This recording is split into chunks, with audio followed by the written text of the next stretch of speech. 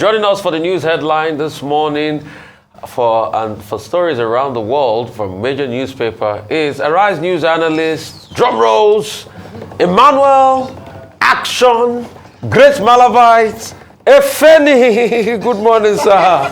Okay.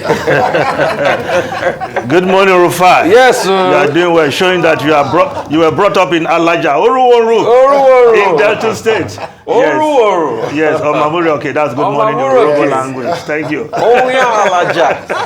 Good morning, Ayo. Good morning, Miss Efeni. Member of the Association of Delta Wives. Yes. Good morning, Kay. Good to see you. Yes, we start the review with this day, Nigeria's newspaper of record. The lead story of Obaseki. I am shocked, scared of federal government's lack of plan for Nigerians after ending subsidy. Says palliative, deceitful, promises support for Edo people. And a quote there from Godwin Obaseki. He shoots from the hips when he has to do so. I am shocked that people who campaigned around the country saying that they will remove subsidies had no clear plans on what to do after subsidy removal. They don't know what to do and how to support those who will be victims of subsidy removal. Need I say more? Where the government of President Bola Ahmed Tinubu removed subsidy. Of course, it was from day one. Inauguration speech, it was part of inauguration speech, whether it was up on the script or off the cuff, but it was part of the inauguration day. And the thinking or the belief then was that, of course, during the campaign, President Bola Ahmed Tinubu, then candidate Bola Ahmed Tinubu, told Nigerians, I will remove subsidy. No matter how long you protest, I will remove subsidy. So it was part of the plan. So those who were saying it shouldn't be on the speech were only trying to be careful. But not a courageous president like Bola Ahmed Tinubu. He has removed it. But what are the plans for the people? And they were coming in fits and beats. As we speak, many states are still expecting their palliative. But 5 billion naira to each state was announced. But from what the Kaduna State governor said yesterday, of course, aired on Arise News Night, where else, he said that they've only received 2 billion of that 5 billion. And in fact, it is a loan. They will pay back about 52% of that amount. Well, so the Punch newspaper is also telling us states' debt may hit 1.34 trillion naira over palliative loans. Yes, it's a loan. Governors to begin palliative loans repayment December. Federal government gives 3 months grace. Gombe, Katsina get 2 billion naira each. Lament inadequate relief items. Obaseki knocks FG. But we'll also ask the state governors, what are you doing for your people? These are subnationals. It's not every day states go to the federal government or go to the Abuja cap in hand to get everything. So the states should be doing something, but what Governor Obaseki has drawn the attention of Nigerians to is the fact that the federal government that removed the fuel subsidy did not plan for it.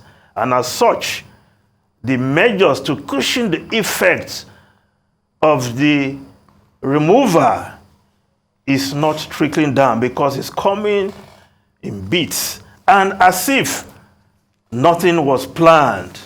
Because if you're removing subsidy, you must have done your homework to know that it will impact on Nigerians. Transportation, the cost of food, because transporters will have to pay more. Yes, those who transport their goods across the country will have to pay more. But again, I'm sure we'll hear from the presidency whether they did enough homework or not. But what we are seeing, what is unfolding, is that just scavenging for solutions to the problems as we get along. Now, the Guardian newspaper, the lead story, 24 years after Nigerian space program loses traction despite yearly allocation. Yes, India has just hit the moon, the South Pole for the first time, and the fourth country to reach the moon, Nigeria. Well, an official of the Nigeria Space Agency was on Arise News yesterday. And well, the impression he gave is that we are doing well compared to other African countries, but we can do more, we can do better. Maybe not getting to the moon next year, but space is at the heart of development, and we must do more to utilize the advantage that comes with our satellites being in the orbit. And with Nigeria able to launch satellites into the orbit using Nigerian technical personnel, using the facilities of other nations. So perhaps we are not doing badly, but we can certainly do better. The other story on the front page of The Guardian, coup. UK backs ECOWAS calls for immediate release of Bosom. Of course, the UK is saying they'll be ready to back the ECOWAS if they have to use force to restore democracy in Niger Republic. But if we look at the Vanguard newspaper, yes, Niger, Algeria, Egypt oppose military action, seek dialogue. There will be no resolution. There will be no solution without Algeria, says Algerian government. 7,000 discouraged migrants stranded in Niger because of border closures. Destabilization of Niger will have consequences on Libya and vice versa. Basili, UN envoy. UK demands immediate release of arrested Nigerian leader Bosom. Now, the Daily Sun newspaper alleged 6.9 billion naira fraud. Federal government immediately explore plea bargain option. Arraignment shifted indefinitely. Well, the suspended governor of the central bank, of course, the DSS, they came up with the allegation of 6.9 billion naira fraud against the suspended CBN governor, Godwin Emefiele, and we're expecting to hear the full charges and see the trial take place in the court. But now, the latest from that scenario is that the federal government and Emefiele are exploring plea bargain option. Arraignment shifted indefinitely. We'll see the terms of that plea bargain when it is unfolded. Yes.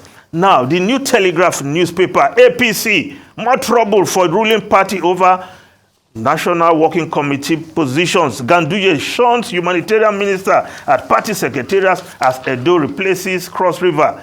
National Welfare Secretary Uzodinma substitute Azubuike with Nwakpa.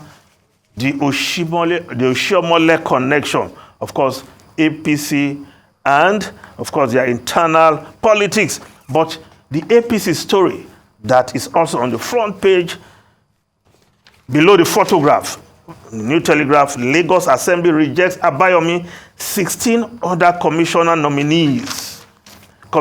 nominees, confirmed 22. I think this is a record. The first time, I can't remember where any list of commissioners or even minister, as many as 17 persons were turned down after the list submitted. But the case of Lagos is even peculiar because most of those not confirmed are people who have served in the administration of Babajide Sanwo-Olu in the first term.